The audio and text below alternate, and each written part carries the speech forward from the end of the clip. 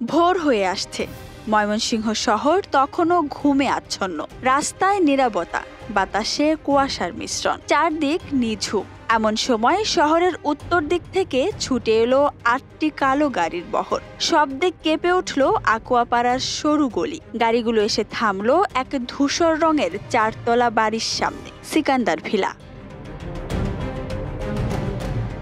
গাড়ির দরজা খুলে নামলেন একে একে কালো পোশাক পরা লোকজন, হাতে স্বয়ংক্রিয় অস্ত্র, গায়ে বুলেট প্রুফ জ্যাকেট। তাদের নেতৃত্বে আছেন এক ব্যক্তি, উচ্চদেহী, মুখে দৃঢ়তা, কাঁধে লেফটেন্যান্ট কর্নেলের ব্যাজ, কিন্তু বুকের নাম ফলক নেই। তিনি লেফটেন্যান্ট কর্নেল গুলজার উদ্দিন আহমেদ। তার নির্দেশে 1 মিনিটের মধ্যে 4তলা ভবনটি ঘিরে ফেলল বাহিনীর সদস্যরা। কেউ উঠল ছাদে, কেউ সামনে দাঁড়ালো গেটের কাছে, কেউ আবার পেছনের দিক থেকে নজর রাখতে শুরু করলো।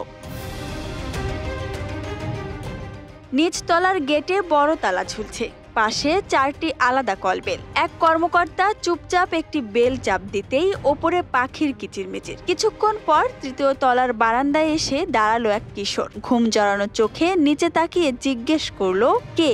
নিচে কালো পোশাকের এত মানুষ দেখে সে হতভম্ব। উত্তরের অপেক্ষা না করে নিচে নেমে এলো। মেজর পদমর্যাদার এক কর্মকর্তা তাকে জিজ্ঞেস করলেন, এই বাড়িতে কি কিছুদিন আগে একটি শিশুর জন্ম হয়েছে? কিশোর ভয় পেয়ে মাথা নাড়ল। হ্যাঁ। এরপর জানতে চাওয়া হলো, বাচ্চাটি কোথায়? কিশোর নিচতলার একটি ঘরের দিকে আঙুল তুলল। মেজর সামনে দাঁড়ানো লেফটেন্যান্ট কর্নেলের দিকে তাকালেন। গুলজার উদ্দিনের মুখে হাসি ফুটল। মনে হলো বহুদিনের খোঁজ আজ পাওয়া গেছে। সময় নষ্ট না করে একজন কর্মকর্তা নিচতলার দরজায় আঘাত করলেন। 2বার ঘা দিতেই ভেতর থেকে দরজা খুলে গেল। ঘরে ঢুকেই দেখা গেল 2জন নারী, দুজনেরই গায়ে বোরকা। একজন বসে, অন্যজন শুয়ে আছেন। তাদের আচরণে ভয় আর অস্বস্তি। মেজর জিজ্ঞেস করলেন, আপনি কি বাংলা ভাইয়ের স্ত্রী?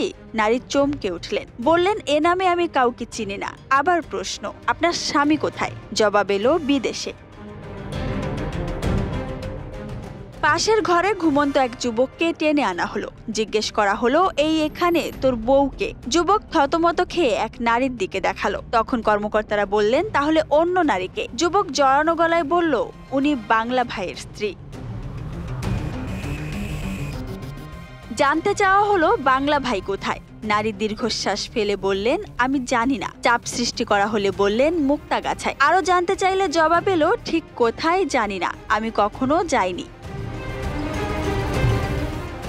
লেফটেন্যান্ট কর্নেল গুলজার আর দেরি করলেন না, যুবকটিকে সঙ্গে নিয়ে বেরিয়ে এলেন। গাড়িতে উঠলেন সবাই। শুরু হলো অপারেশন মুক্তাগাছা। সময় সকাল 6:15। গাড়িগুলো ছুটলো ময়মনসিংহ টাঙ্গাইল হাইওয়ে ধরে পশ্চিম দিকে মুক্তাগাছার পথে।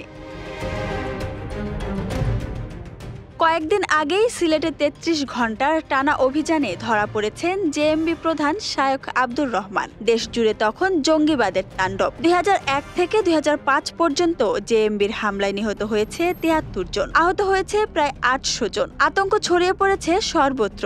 দেশ বিদেশের চাপে বিএনপি নেতৃত্বাধীন জোট সরকার জেএমবিকে নিষিদ্ধ ঘোষণা করেছে। শায়খ রহমানকে গ্রেফতারের পর র্যাবের কাছে সবচেয়ে বড় প্রশ্ন ছিল, বাংলা ভাই কোথায়? দিনরাত জিজ্ঞাসাবাদ চলছিল। অবশেষে 6 ফেব্রুয়ারি রাতে শায়খ রহমান ভেঙে পড়েন, জানান বাংলা ভাই ময়মনসিংহে আছেন, কিন্তু ঠিকানা জানে রিমন। রিমন এক কলেজ ছাত্র, যিনি কখনো কখনো তাকে বাংলা ভাইয়ের আস্তানায় নিয়ে যেতেন। র্যাব দ্রুত রিমনকে গ্রেফতার করে সিলেট থেকে। জিজ্ঞাসাবাদে রিমন জানায়, বাংলা ভাই আকুয়াপাড়ার সিকান্দার ভিলায় আছেন। সেখানে কিছুদিন আগে একটি শিশুর জন্ম হয়েছে। এই শিশুর জন্মের সূত্রেই তৈরি হয় অভিযান পরিকল্পনা। ময়মনসিংহে পৌঁছে র্যাব সদস্যরা মুক্তাগাছার রামপুর গ্রামের দিকে এগোতে থাকেন। পাকা রাস্তা শেষ হয়ে গেলে পায়ে হাঁটা শুরু হয়। 9টি দলে ভাগ হয়ে সবাই নির্দিষ্ট বাড়ির দিকে রওনা হন। বাংলা ভাইয়ের স্ত্রী ও শিশুকে কাছের এক বাড়িতে পাহারায় রাখা হয়। বাকিরা চারদিক থেকে ঘেরাও করে ফেলেন সন্দেহভাজন বাড়িটি।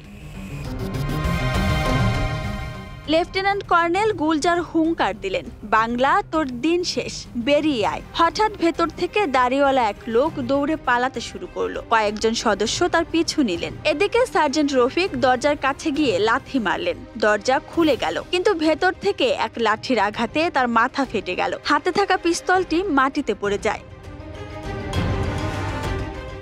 তারপরই ভেতর থেকে আসে একটি গুলির শব্দ। নিশ্চিত হওয়া গেল বাংলা ভাই ভেতরেই আছেন। কর্নেল গুলজার চিৎকার করে বললেন, তুই আমার ফোর্সের গায়ে হাত তুলেছিস, তোর মৃত্যু নিশ্চিত। মুহূর্তের মধ্যেই ঘরের ভেতর প্রচন্ড বিস্ফোরণ ঘটে। আগুনে জ্বলে উঠল পুরো ঘর। ধোঁয়ার ভেতর থেকে ছিটকে এলো এক ক্ষতবিক্ষত দেহ। র‍্যাব সদস্যরা দৌড়ে গেলেন, কিন্তু তখনও সন্দেহ রইল বাংলা ভাই কি ভেতরেই আছেন। হঠাৎ দেখা গেল গায়ে কম্বল জড়িয়ে দরজার সামনে এসে দাঁড়ালেন এক দাড়িওয়ালা বিশাল দেহী মানুষ। তার মুখে ছাই, চোখে আতঙ্ক। তাকে দেখে কেউ আর ভুল করল না, তিনি সিদ্দিকুল ইসলাম ওরফে বাংলা ভাই। রক্তাক্ত দেহে কাতরাতে কাতরাতে বাংলা ভাই বললেন, ভাই, আমার স্ত্রীর পর্দা যেন ঠিক থাকে। তার শরীর এত ভারী ছিল যে ৬ জন মিলে টেনে তুলতে হলো রিকশা ভ্যানে। এভাবেই ২০০৬ সালের ৬ মার্চ শেষ হয় বাংলাদেশের ইতিহাসের সবচেয়ে আলোচিত জঙ্গি ধরার অভিযান অপারেশন মুক্তাগাছা। এরপর তাকে ঢাকায় আনা হয়। তদন্ত বিচার শেষে ২০০৭ সালের ২৯ মার্চ রাতে ময়মনসিংহ কারাগারে অন্য ৫ জঙ্গির সঙ্গে কার্যকর করা হয় তার ফাঁসি। Desk report, Dhaka express.